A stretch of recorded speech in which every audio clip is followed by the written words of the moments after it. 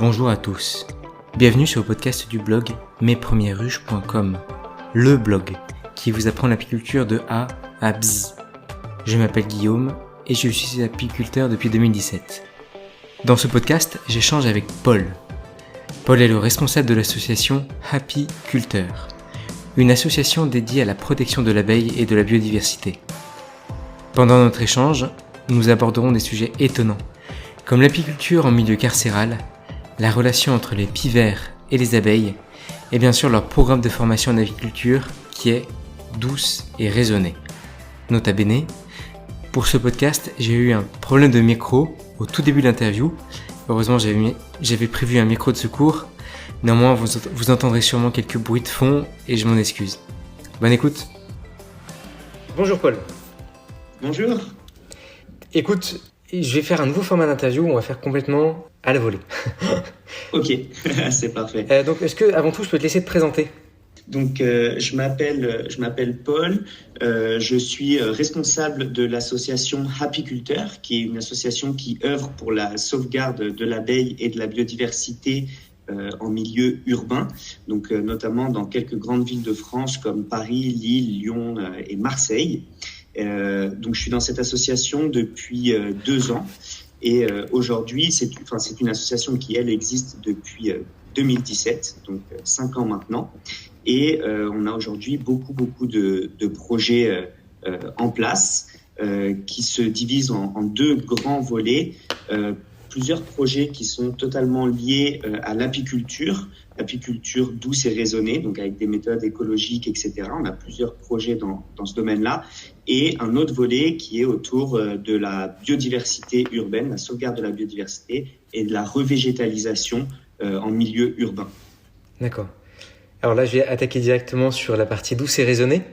Qu'est-ce que tu entends par là ? Alors, l'idée pour nous aujourd'hui, c'est de promouvoir une apiculture un petit peu plus respectueuse de l'abeille. Alors, un des constats qu'on a pu avoir au lancement de l'association, c'est que malheureusement, dans certaines fois, on constate que l'apiculture souffre des mêmes maux que l'agriculture. C'est-à-dire qu'on a employé beaucoup de méthodes très intensives pour produire du miel, tout simplement. Mais du miel, mais pas que, d'ailleurs, aussi tout ce qui est autour de la gelée royale, etc. Et donc, aujourd'hui, nous, on essaye de promouvoir une apiculture plus raisonnée, moins interventionniste, et donc peut-être aussi avec des expérimentations avec des types de ruches particuliers, plus écologiques et peut-être plus respectueux du mode de vie naturel de l'abeille. D'accord. Et cette méthode d'apiculture est dispensée directement pendant la formation ? Voilà, c'est ça. Donc aujourd'hui, nous, d'un point de vue sur toute la partie apiculture aujourd'hui que l'on fait dans l'association, on réalise des ateliers d'initiation à l'apiculture pour le grand public. Donc ça, l'idée, c'est de remettre en lumière, parce que ça, c'est quelque chose vraiment qui nous tient à cœur, de remettre en lumière le métier d'apiculteur et de refaire prendre conscience aux gens 2 choses. Ce que c'est l'importance de sauvegarder les abeilles, quel rôle elles ont aujourd'hui dans nos écosystèmes, et de remettre aussi en lumière le métier d'apiculteur et de refaire prendre du sens aussi dans, par exemple, ne serait-ce que la consommation de miel. Aujourd'hui, certains ne savent pas comment est produit le miel et en mangent comme si c'était de la confiture. Donc, c'est l'exemple qu'on aime bien donner. Et donc, aujourd'hui, nous, avec ces ateliers d'initiation, on essaye de mettre en lumière l'importance de ce métier et l'importance aussi de sauvegarder les abeilles. Mais on a d'autres activités en lien avec l'apiculture. Comme tu l'as dit, on a une école de formation. Donc ça, c'est quelque chose qu'on a mis en place il y a 4 ans et qui prend une place très importante dans notre association. Donc, en fait, chaque année, on va former entre 20 et 30 élèves à l'apiculture, donc comme je l'ai dit, douce et raisonnée, donc sur un rucher école. Et en fait, c'est là aussi qu'on fait les expérimentations d'une apiculture un peu moins interventionniste, etc. Donc sur ce rucher, on a 8 types de ruches différents. Donc, ce qui permet aux élèves d'apprendre vraiment dans des conditions qui sont idéales parce qu'ils vont vraiment tout découvrir, expérimenter avec nous. Donc, on a forcément dans un rucher école des ruches d'Adam, pour le côté classique que l'on connaît tous. On a aussi des langstroth, des ruches varées, une ruche tronc, une ruche paille, une ruche en terre cuite, une Bienenkugel. Et donc voilà, toutes ces ruches-là aussi expérimentales permettent aux élèves de découvrir ce que c'est que une apiculture où on intervient moins. D'accord. Notamment. Et la dernière, par contre, je la connais pas. Bienenkugel, donc c'est une ruche allemande, donc qui est totalement sphérique en fait à l'intérieur.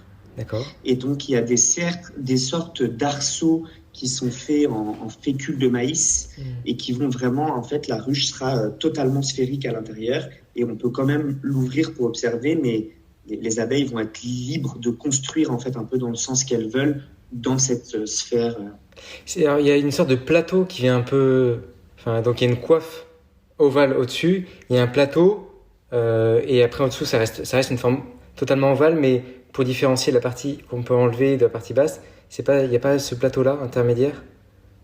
Alors en fait c'est une ruche qui est complètement carrée extérieurement, avec des charnières d'un côté. Donc c'est comme un carré coupé en deux en son centre, avec des charnières d'un côté, ce qui fait qu'on peut venir la soulever. Et en fait ce carré qui est en fait un cube, ce cube est creusé à l'intérieur en une sphère. C'est une sphère. Donc c'est des ruches qui sont assez originales, qui sont fabriquées à la main, donc ça demande un travail fou. Et en fait, dans cette sphère à l'intérieur de ce cube, il y a des sortes on pourrait appeler des cadres en fait, mais des cadres qui sont ronds du coup et qui viennent se mettre dans la sphère et qui sont faits en fécule de maïs. Ok, je connais pas du tout. C'est vraiment un type de ruche assez rare qu'on n'a pas trop l'habitude de voir, et que nous dans ce rucher école on essaye d'aller vers ce type de ruche, et que c'est aussi de l'expérimentation bien sûr, et c'est des ruches qui n'ont pas forcément une vocation à produire des quantités de miel, quoi. C'est vraiment le respect de l'abeille, voir comment elle évolue dans différents environnements, et il peut y avoir une production de miel, mais elle reste minime. Ça me fait penser à un article que j'avais écrit sur l'apiculture. L'article s'appelle « Les 99 raisons de faire de l'apiculture ». Parce que je me rends compte qu'en échangeant avec des apiculteurs, le miel intéresse assez peu d'apiculteurs. Il y en a qui disent apiculteur égale miel, mais en fait, il y en a un, son problème c'est le miel. Tout ce qui l'intéresse, c'est la partie génétique. Il est féru de génétique. Un autre, il a un potager à côté, donc tout ce qu'il veut, c'est que qu'il y ait une bonne osmose entre ses ruches et son potager, comme ça il retrouve une bonne partie de production. D'autres personnes, c'est simplement pour préserver une espèce locale. Pour d'autres personnes, c'est la propolis. Pour d'autres, c'est l'apithérapie. Enfin, il y a tellement de raisons de faire de l'apiculture. Il y en a qui se restent focalisés miel. C'est ça, exactement. Et du coup, nous, c'est une très belle transition sur le fait que nous, dans nos activités, c'est quelque chose qu'on aime prendre en compte. Le fait que l'apiculture n'est pas égale à miel, n'est pas égale non plus à production de quoi que ce soit. Aujourd'hui, il peut y avoir justement, par exemple, sur l'apithérapie, on va utiliser l'apiculture pour pas produire, mais pour faire autre chose. Et c'est ça aussi qui est très intéressant, c'est de voir tous les volets qu'il peut y avoir en apiculture. Et nous, aujourd'hui, on se sert de ça, par exemple, pour un autre projet expérimental qu'on a lancé cette année, où on a installé des ruches dans un milieu carcéral, donc dans la prison de la Santé, dans le 14e à Paris. Et donc, on forme 10 personnes détenues à l'apiculture dans un objectif de réinsertion par la suite, mais pas forcément de réinsertion par le métier d'apiculteur, mais surtout parce que tout ce qu'apporte en fait l'apiculture au quotidien à quelqu'un qui pratique l'apiculture, c'est le fait de devoir être en osmose avec les abeilles, de ce respect mutuel qu'il faut avoir avec l'abeille pour que tout se passe bien lorsqu'on pratique. Et en fait, ça apprend beaucoup de compétences qui peuvent être utiles pour plein d'autres métiers.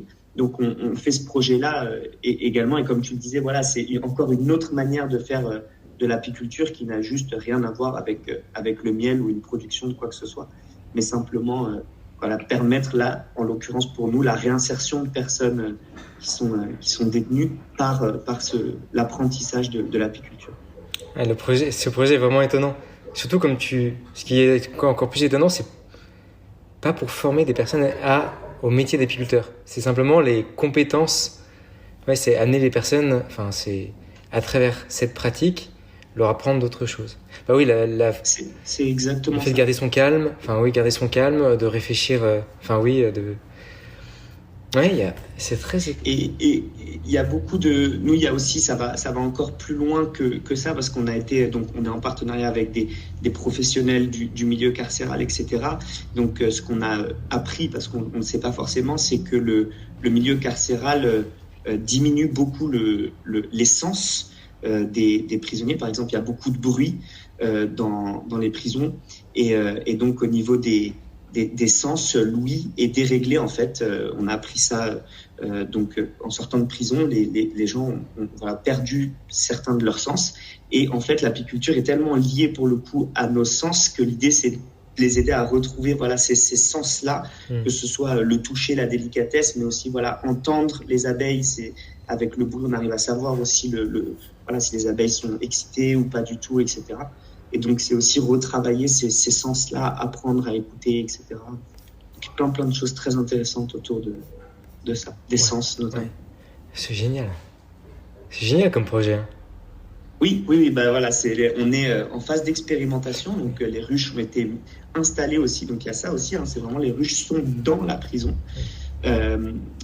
Donc, ça, c'est très intéressant. C'est une première aussi en France d'avoir les ruches vraiment dedans.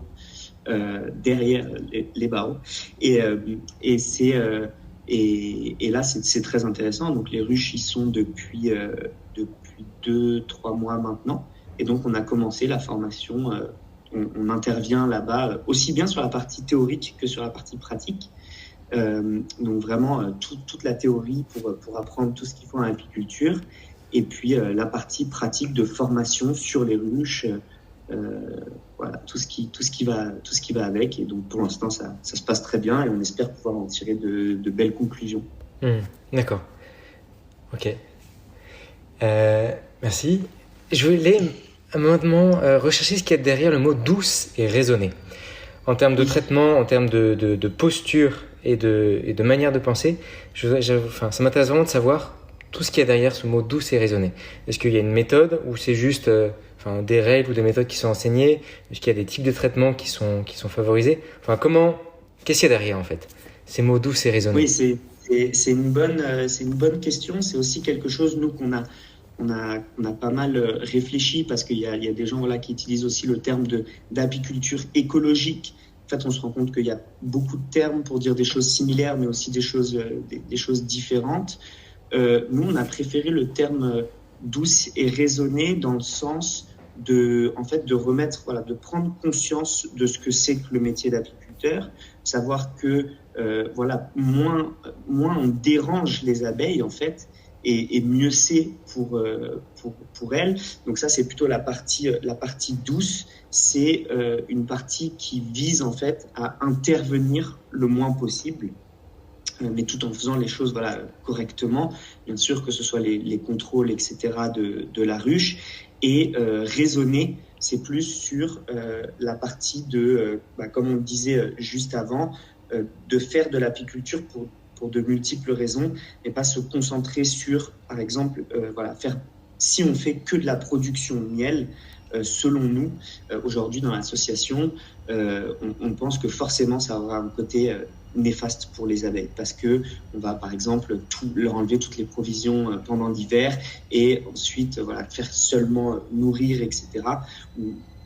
C'est douce et raisonné. Pour nous, c'est prendre l'ensemble des paramètres pour essayer de faire de l'apiculture la moins comment expliquer, c'est un vaste sujet, mais en fait en dérangeant le moins possible les abeilles. D'accord. C'est assez flou, dans le sens où c'est une discipline. L'apiculture, c'est une discipline molle. On peut pas dire c'est pas une discipline scientifique dans le sens où t'as ça, donc t'as ça. Enfin, Bien sûr. un même apiculteur devant une même ruche aura un comportement différent. Donc je comprends le sens, mais en termes de traitement par contre, est-ce que par exemple des traitements à l'acide formique et l'acide oxalique sont plutôt privilégiés par rapport aux autres types de traitements, ou ça fait pas partie de l'apiculture douce et raisonnée? Alors, l'idée, en fait, nous, que l'on a comme tu l'as dit, en fait, l'apiculture douce et raisonnée, pour nous, c'est un terme qu'on utilise également, qui est un terme aussi qui reste flou parce que c'est expérimental dans la manière dont on fait de l'apiculture aujourd'hui. Et donc, aujourd'hui, voilà, tout n'est pas, nous, en tout cas, de notre côté, tout n'est pas... on ne fait pas soit tout noir, soit tout blanc. C'est-à-dire que sur certaines ruches que l'on a, par exemple, on ne fait pas forcément de traitement anti-varroa, où on essaye des méthodes un peu moins conventionnelles. En revanche, sur, par exemple, les dadans, les ruches d'Adam qu'on utilise, c'est des ruches pour lesquelles il va forcément y avoir un développement varroa et on va être obligé d'intervenir pour pas. Donc là, on fait des traitements anti-varroa sur les ruches d'Adam, par exemple du rucher école que l'on a. L'idée, c'est de expérimenter plusieurs méthodes et de tester. Et quand on peut ne pas traiter, on ne traite pas aujourd'hui les ruches. Alors après, c'est aussi quelque chose auquel on est confronté au jour le jour. Par exemple, des apiculteurs qui nous disent oui, mais quand on fait de la production de miel et qu'on vit de la vente de miel, on ne peut pas faire les méthodes que nous, aujourd'hui, on fait dans l'association, et ça se comprend totalement. Aujourd'hui, il y a plusieurs méthodes de faire de l'apiculture, et puis il y a aussi des gens qui ont besoin d'en vivre. Par exemple, ceux qui vivent de la vente du miel, ils ne pourront pas forcément avoir les mêmes pratiques que nous. Donc c'est ça aussi qu'il faut prendre en compte et qui permet de relativiser aussi les pratiques de chacun. D'accord. Ça me fait penser à l'entreprise Un Toit pour les abeilles. Je sais pas si tu les connais. Oui, ouais. Oui, qui font qui permettent de parrainer des ruches. Exact. Oui. Et là, je sais qu'il y a beaucoup d'apiculteurs qui aiment bien parce que ça leur assure un revenu. Enfin, le miel qu'ils vendent à l'entreprise est à un prix 2 ou 3 fois supérieur au prix de marché avec ce système de parrainage. Et du coup, c'est un bon revenu, de base, au moins pour les années difficiles. C'est un système que je trouvais pas mal. Et donc nous, aujourd'hui, ça, on essaye de le véhiculer notamment avec l'école de formation qu'on a, c'est-à-dire de montrer qu'il peut y avoir différentes sources de revenus en étant apiculteur. Donc, nous, dans notre cas, les personnes qui vont participer à notre formation, c'est des personnes qui n'ont pas forcément pour vocation de devenir apiculteur à temps plein, apiculteur ou apicultrice professionnelle.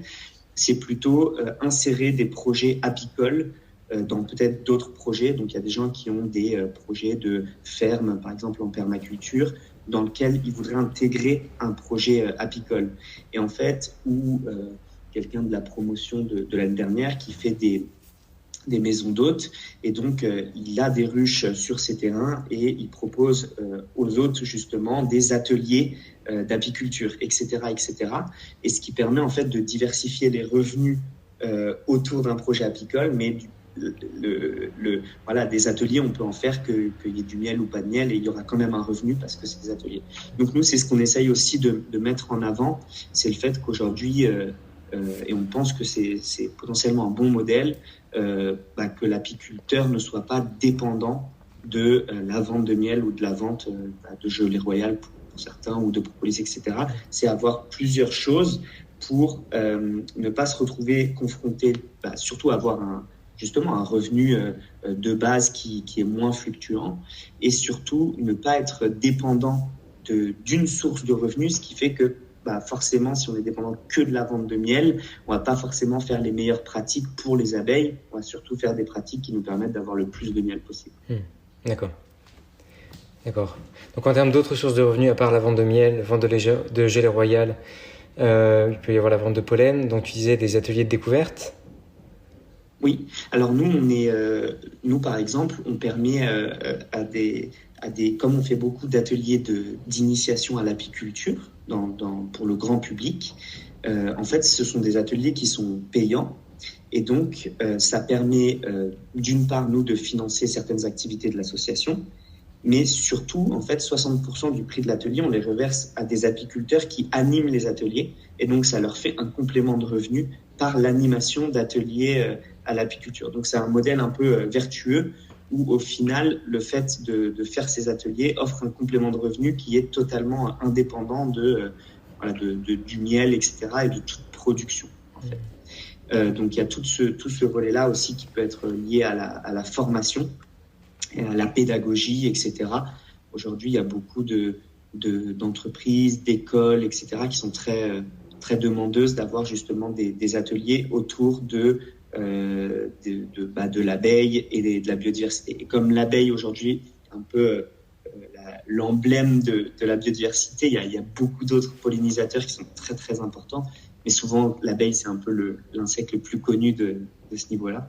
Il y a beaucoup de choses à faire selon nous dans ce volet-là. Et pourquoi pas proposer aussi plutôt que les entreprises viennent voir les abeilles, aussi que les apiculteurs aillent en entreprise. C'est un patron d'entreprise qui m'avait expliqué qu'il avait vu un consultant apiculteur, et en fait il venait expliquer au sein des entreprises comment l'organisation sociale, on les appelle les abeilles sociales, et l'organisation sociale au sein d'une ruche, pour essayer de voir les enseignements qu'on pouvait avoir au sein des entreprises. Par exemple, il y a une sorte de flexibilité pour les tâches, parce que s'il y a par exemple une période mellifère assez importante, eh bien les abeilles qui s'occupent du couvain à ce moment-là vont plutôt devenir des butineuses beaucoup plus rapidement que ce qui était prévu. Il y a une certaine flexibilité. Et en fait, cette personne enseignait à des managers toutes les leçons qu'on pouvait trouver dans le monde de l'apiculture, dans le monde des abeilles, leur organisation, notamment par rapport à la posture du leader. La reine, la reine, si elle ne diffuse pas assez de phéromones, c'est comme un chef. Et quand il ne vient pas souvent voir ses équipes, eh bien, en fait, les abeilles ont un comportement qui fait qu'elles ont envie de remplacer la reine actuelle par une autre. Eh bien, ça peut être exactement. Il y a des parallèles, en fait, assez impressionnants qu'on peut faire entre le milieu apicole et le monde dans l'entreprise. Et quels enseignements on peut en tirer. Donc, il y avait ça aussi comme aspect, apporter aussi des conseils du milieu apicole au monde de l'entreprise sur comment fonctionnent les entreprises. C'est hyper intéressant, je trouve. Ouais. J'avais pas forcément entendu parler un peu de ce volet, vraiment faire le lien. Donc nous, on a l'habitude d'intervenir un peu dans les entreprises, mais c'est vraiment sur la partie apiculture, découverte en fait du monde de l'abeille, comment vit une colonie, etc. Mais j'avais jamais entendu parler de ce parallèle-là entre vraiment la vie de la colonie et les comportements managériaux, etc. Je trouve ça très intéressant. Ah oui, la flexibilité, le rôle du chef. Quand on voit, je pense qu'au-delà de ça, c'est sûr que quand on voit en fait la complexité de comment vit une abeille, la colonie, etc., je pense que plus on va avancer dans le temps, plus on va se rendre compte qu'il y a plein de sources d'inspiration. Je voyais récemment les études qui avaient été faites par rapport au fait que les abeilles savent compter, savent avoir la notion des chiffres pairs et impairs, etc. Des choses qu'on vient de découvrir très récemment. Et je trouve que c'est hyper intéressant parce que se dire que si les abeilles, elles savent reconnaître des chiffres pairs et impairs, il y a peut-être beaucoup d'autres choses encore à apprendre sur les abeilles et puis même des façons de s'inspirer aussi de leur comportement. C'est hyper intéressant. Ouais, je savais pas du tout qu'elles savaient compter. C'est des études qui ont été faites par des scientifiques, donc toujours avec les mêmes protocoles de récompense en fait sur des récompenses alimentaires pour les abeilles. Et donc qu'elles savaient compter, ça avait été prouvé il y a déjà quelques temps. Et là récemment en fait ils ont réussi à prouver qu'en fait les abeilles comprenaient que la récompense, si on leur demandait la récompense était sur un chiffre impair ou pair, elles savaient reconnaître et aller vers la bonne récompense, mais simplement en fonction du chiffre, ce qui est, et je crois, hein, je voudrais pas dire de bêtises, mais je crois qu'il disait dans l'étude que c'était la première fois qu'on constatait qu'un insecte était capable de reconnaître des chiffres pairs et impairs. Premier. Ça me fait poser la question de tes sources, justement. Comment tu as eu cette information-là? Auprès de quel réseau ou quel site internet tu regardes? Est-ce que c'est des sites français ou également des sites étrangers, enfin anglophones ou autres? Là-dessus, c'est très souvent anglophone que je regarde ça. Alors après, nous, on fait une veille en fait très très souvent hein, de tous les articles, aussi bien scientifiques, on essaye de se renseigner un petit peu sur les articles scientifiques, etc., qui sortent sur l'abeille, pour savoir un petit peu comment ça évolue. Alors moi particulièrement, souvent quand c'est des sources anglophones, j'aime bien les lire quand même en français, parce que je suis pas lire des articles scientifiques en anglais, c'est un petit peu plus compliqué. Mais des traductions, oui, on essaye de rester informé souvent, et puis on fait pareil aussi sur le côté des livres en fait en apiculture. Nous dans l'association, on aime bien se procurer assez régulièrement voilà, les nouveaux ouvrages qui sortent, etc., parce que ça évolue en fait, ça évolue beaucoup la connaissance qu'on a sur les abeilles. Donc c'est pas mal de rester informé aussi là-dessus.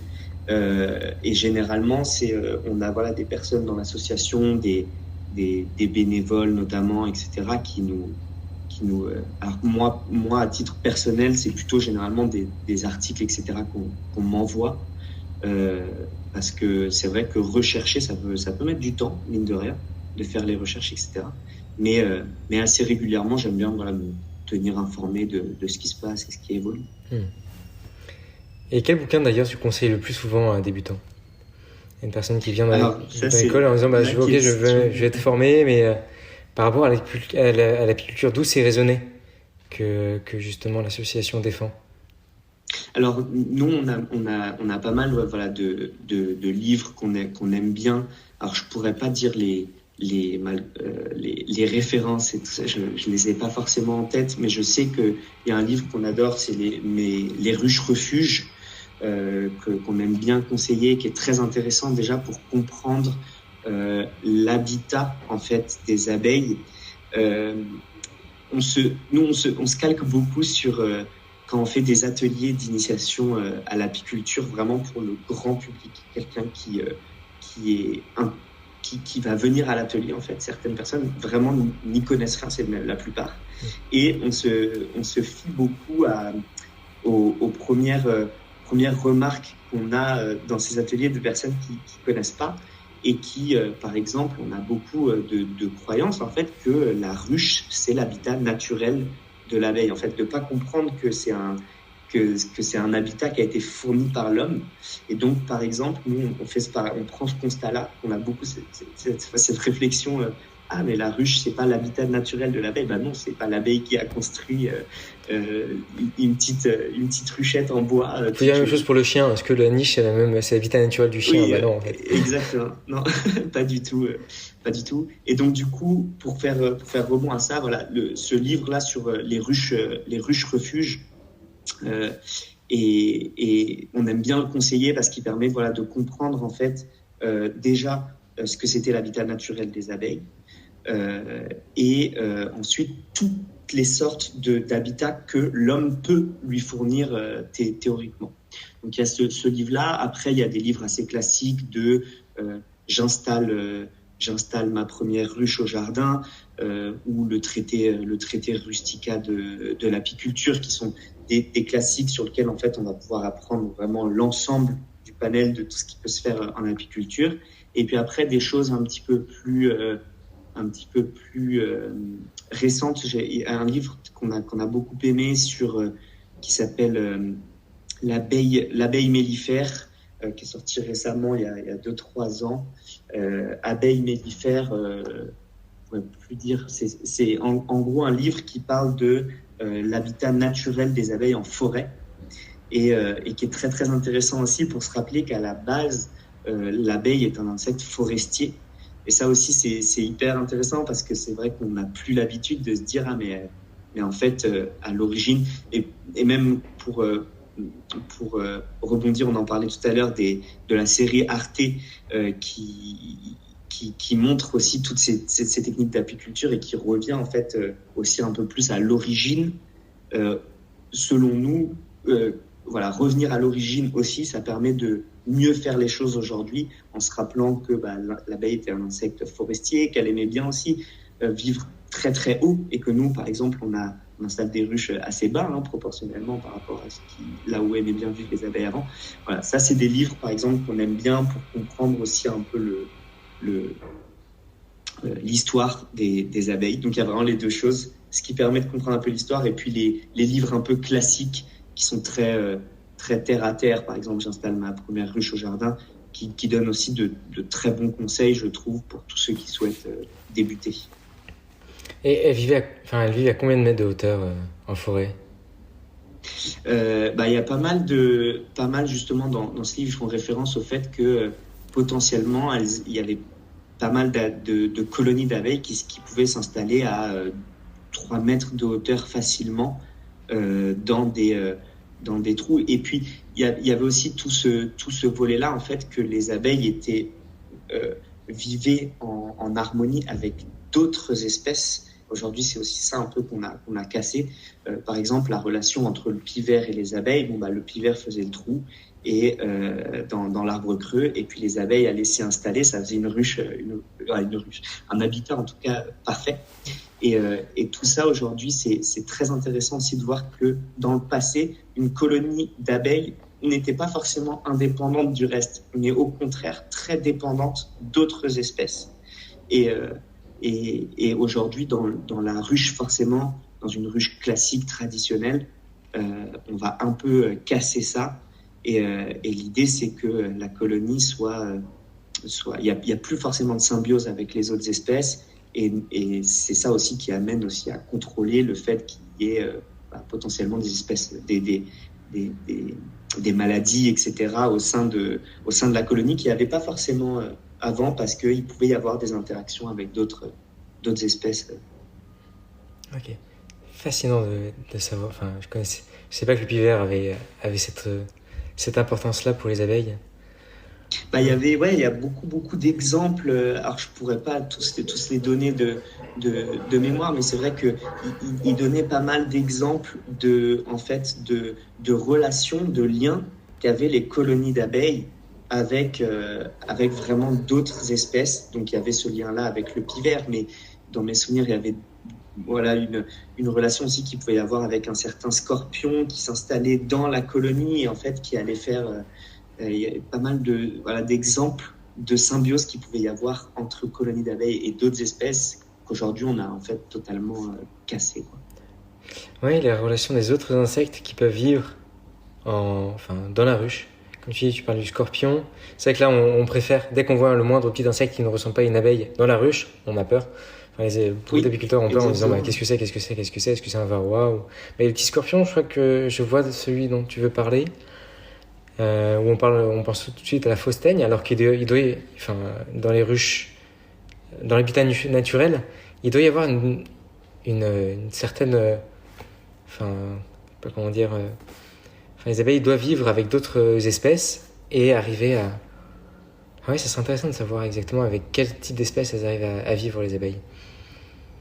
Oui, et puis il y avait pas mal d'exemples en fait un peu et c'est ce qu'on retrouve en fait totalement dans le milieu naturel avec plein d'autres espèces. Donc il n'y a pas de raison que les abeilles soient épargnées de ça. De fait de trouver en fait des choses un peu gagnant-gagnant, quoi. C'est comme par exemple le pivert, il faisait le trou. Les abeilles, elles pouvaient pas creuser un trou elles-mêmes dans le tronc, donc il fallait bien que quelqu'un d'autre le fasse. Et donc en l'occurrence, c'était le pivert. Et sur les autres insectes ou petits animaux qui pouvaient vivre au sein de la colonie, c'était sur l'histoire du scorpion, je me rappelle plus très bien, mais c'était le scorpion est toléré parce que il va manger quelque chose que l'abeille ne veut pas, des peut-être des petits vers ou un truc comme ça. Et les abeilles vont apporter un endroit chaleureux, etc., comme habitat pour le scorpion. Et donc là, tout de suite, on voit symbiose. Et c'est pas... alors que nous, aujourd'hui, comme tu le disais, on aurait plus tendance à dire, oula, c'est pas une abeille, ça, vaut mieux l'enlever, quoi. On pense tout de suite au traitement. Ouais. Mais c'est vrai que l'homme, au début, l'abeille vit naturellement dans des troncs. Après, on s'est dit, on va couper des troncs, on va creuser à l'intérieur, d'où la ruche tronc. Oui. Comme ça, on a pu choisir, faire de l'apiculture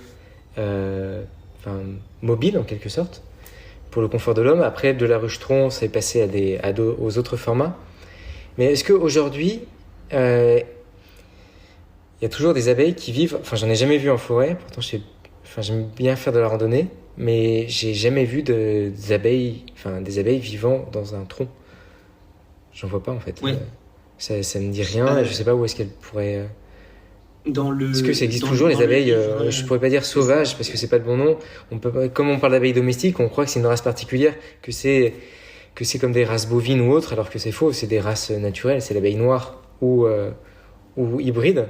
Mais en tout cas, est-ce qu'on trouve toujours des abeilles naturellement présentes dans leur habitat naturel? Oui, justement, comme tu disais, notamment les abeilles sauvages, mais c'est vrai qu'aujourd'hui, on fait la distinction entre, on dit abeilles sauvages, abeilles domestiques, et on fait la même chose pour abeilles solitaires, l'abeille sauvage, et abeille qui vit en colonie, l'abeille domestique, alors qu'en réalité, les abeilles qui vivaient en colonie étaient sauvages avant. Il n'y avait pas forcément cette dualité qui était sauvage, solitaire, colonie, domestique. Avant, c'était possible d'avoir les deux.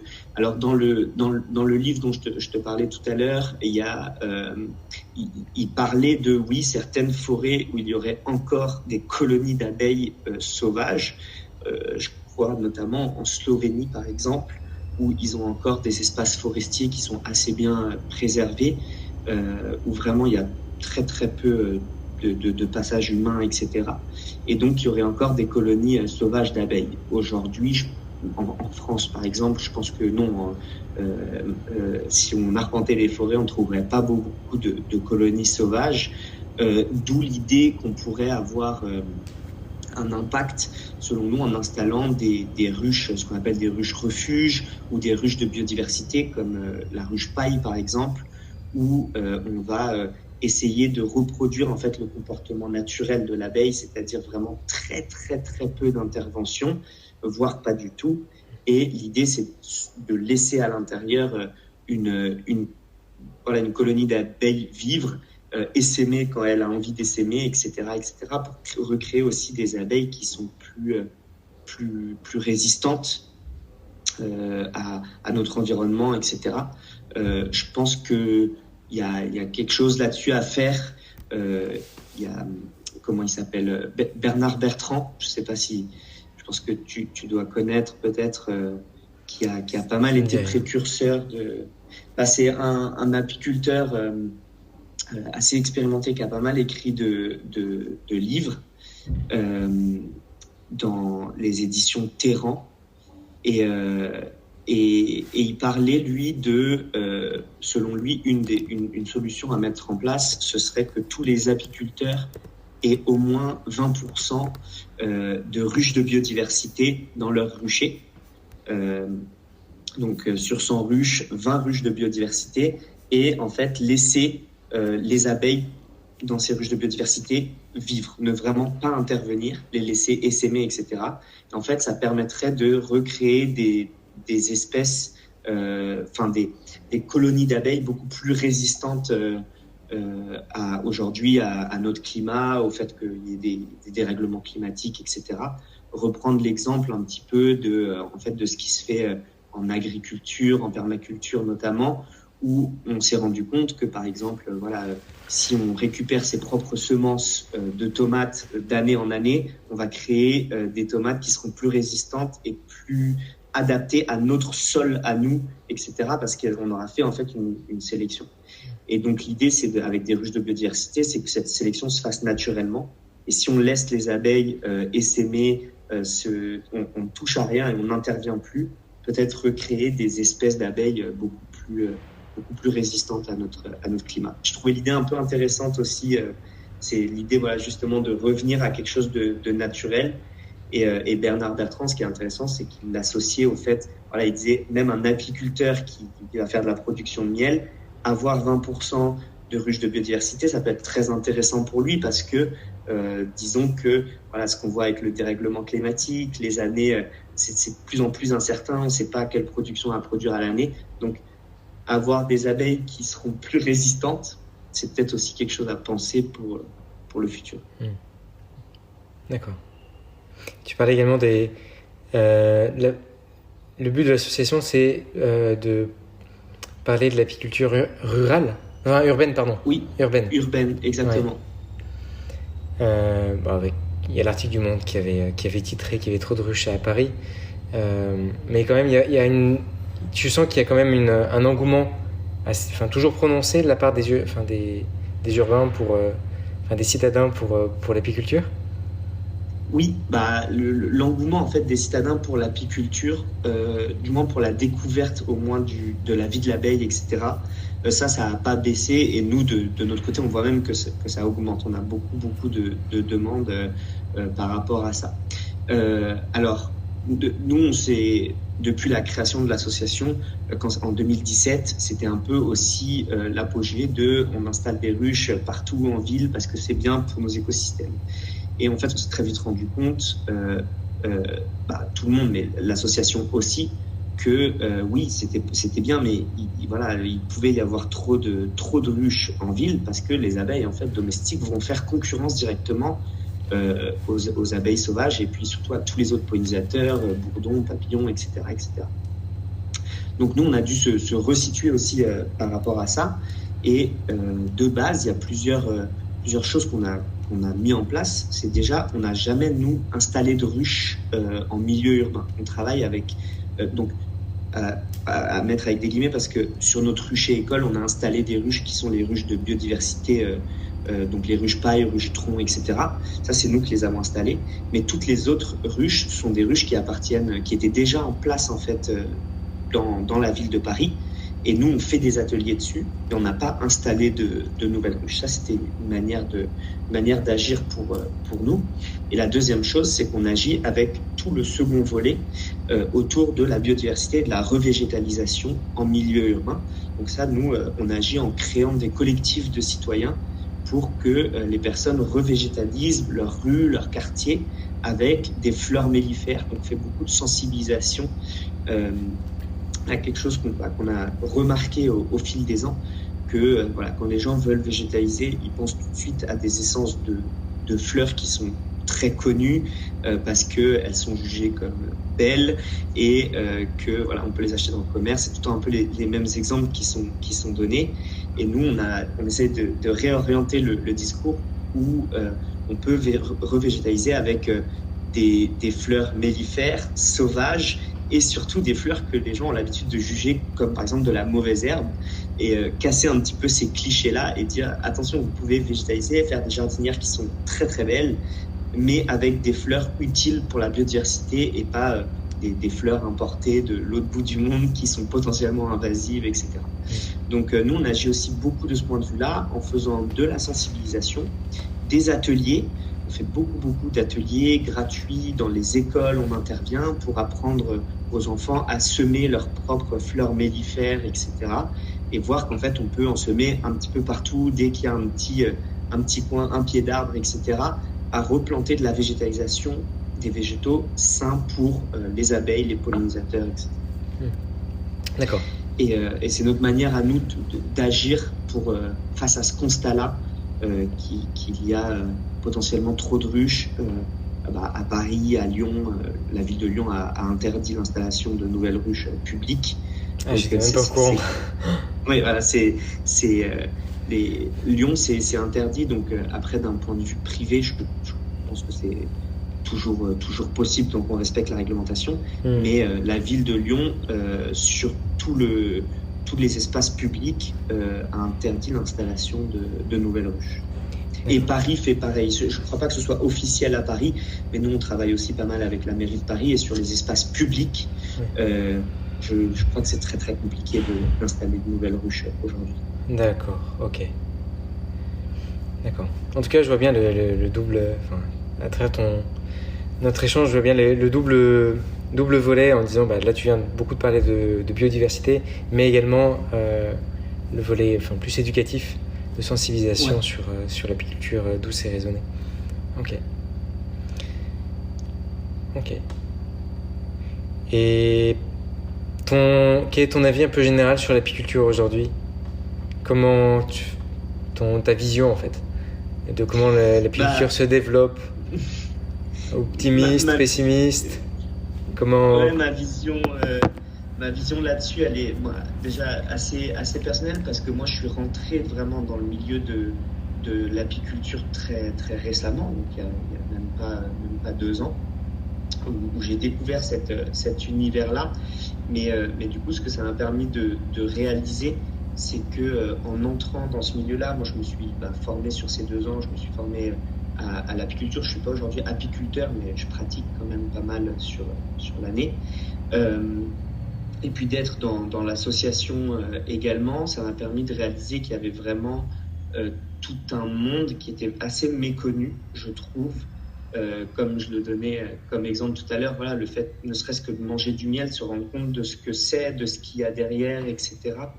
De bien comprendre tout ça et voilà, de voir que par exemple, quand on fait de la sensibilisation dans les écoles, il y a des enfants qui justement ne font pas la différence entre manger du miel, de la confiture ou du Nutella. Pour eux, c'est pareil, c'est un truc qu'on mange au petit déjeuner et de ne pas comprendre ce qu'il y a derrière. Donc, et en rentrant aussi dans ce milieu-là, j'ai vu que l'apiculture, c'était pas non plus tout rose ou tout... Enfin, il y avait plein de choses derrière, il y avait plein de... J'entendais pas mal la phrase qui disait qu'il y avait autant d'apiculteurs que de façons de pratiquer l'apiculture. Ça, je me rends compte de plus en plus qu'il y a plein de choses intéressantes à découvrir, qu'il n'y a pas forcément de manière idéale de faire de l'apiculture. Mais voilà, l'idée, c'est de protéger un maximum l'abeille. Donc, pour moi, la vision future de l'apiculture, c'est que je pense qu'il y a encore de belles choses qui peuvent arriver parce qu'il y a aussi pas mal de prise de conscience, que ce soit de la part des apiculteurs qui se rendent bien compte qu'en faisant des pratiques trop intensives, en regardant ce qu'on fait, alors faut pas du tout mettre tout le monde dans le même panier, mais en regardant ce qui s'est passé du côté agriculture, maintenant qu'on a le recul, ne feront peut-être pas les mêmes erreurs. En se disant, voilà, si on rentre trop dans des méthodes intensives, ça va plus être néfaste sur le long terme que positif. Donc, je pense, voilà, j'essaye d'être assez optimiste là-dessus et se dire que si tout le monde est bien sensibilisé au fait de vouloir sauvegarder l'abeille et de prendre exemple des erreurs qu'on a pu voir par le passé. J'espère que voilà, ça va évoluer dans le bon sens. Puis de voir aussi l'engouement, je trouve aussi de la part de beaucoup d'apiculteurs amateurs. Nous, on le voit sur les demandes qu'on a pour faire notre formation. Ça cesse d'évoluer d'année en année avec des gens qui ont des projets qui sont... en tout cas, nous, c'est à notre petite échelle, les chiffres qu'on a, des projets qui sont de plus en plus intéressants. C'est-à-dire qu'il y a 2-3 ans, on avait vraiment des gens qui... la motivation, c'était on veut produire du miel. Et aujourd'hui, on sent qu'il y a déjà en 2-3 ans des discours un petit peu différents qui sont tout ce qu'il y a autour de l'apiculture dont on parlait tout à l'heure et qui ne sont pas juste liés à la production de quelque chose. D'accord.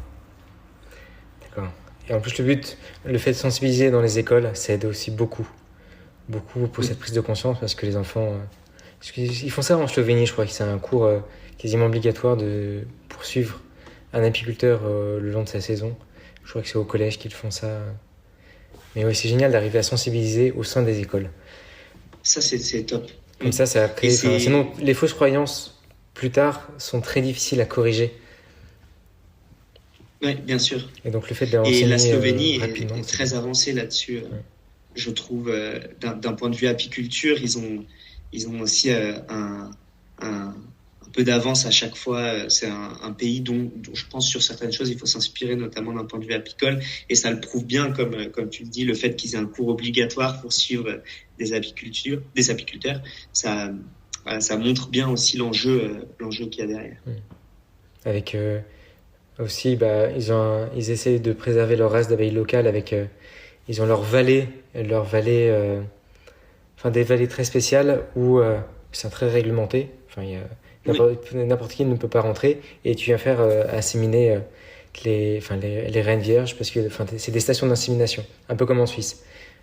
Et là au moins tu es sûr que tu as les races, les lignées les plus pures possibles. C'est ça. Et puis c'est totalement interdit d'installer là-bas c'est-à-dire qu'aujourd'hui en France on se dirait n'importe qui pourrait se lancer dans l'apiculture et mettre les abeilles qu'il veut. En Slovénie pas du tout. Et c'est très contrôlé. Un apiculteur, même amateur, sur son terrain privé, ne peut pas mettre la race d'abeilles qu'il veut. C'est très contrôlé aussi pour pas qu'il y ait trop de mélange. Bonne inspiration. Ouais. Très bien, merci beaucoup Paul. Merci pour ce temps d'échange. Merci à toi Guillaume. Je vous remercie de nous avoir écoutés. Je remercie également Paul pour avoir partagé son avis et la mission de apiculteur. J'espère que les problèmes de micro et notamment les bruits de fond ne vous ont pas trop gêné. En tout cas, sachez que vous faites partie des quelques pourcents des auditeurs qui est allé jusqu'au bout de ce podcast et je vous en félicite. Vous êtes de ceux qui veulent apprendre et progresser. Abonnez-vous à ce podcast. Je suis présent sur Deezer, Apple Podcast et Spotify. Et en allant sur mon blog mespremiersruches.com, vous êtes libre de recevoir un guide gratuit de l'apiculteur débutant dans lequel je vous apprends les bases de l'apiculture et je vous donnerai des conseils pour bien démarrer et devenir un meilleur apiculteur. Je vous invite à partager ce contenu au groupe et forum d'apiculteurs que vous connaissez, cela m'aidera beaucoup à croître. Si vous avez des questions, des idées de sujets ou que vous n'êtes pas d'accord avec ce qui a été dit dans cet épisode, je vous invite à m'envoyer directement un email à guillaume@mespremiersruches.com. Je lis tous les emails et j'y réponds également, et cela me permettra de mettre à jour les épisodes à venir. Enfin, si vous voulez comme Paul partager en tant qu'invité sur le podcast, vous êtes apiculteur amateur, professionnel ou également représentant d'un métier pour lequel l'apiculture est primordiale, contactez-moi directement par email à guillaume@mespremiersruches.com. À bientôt!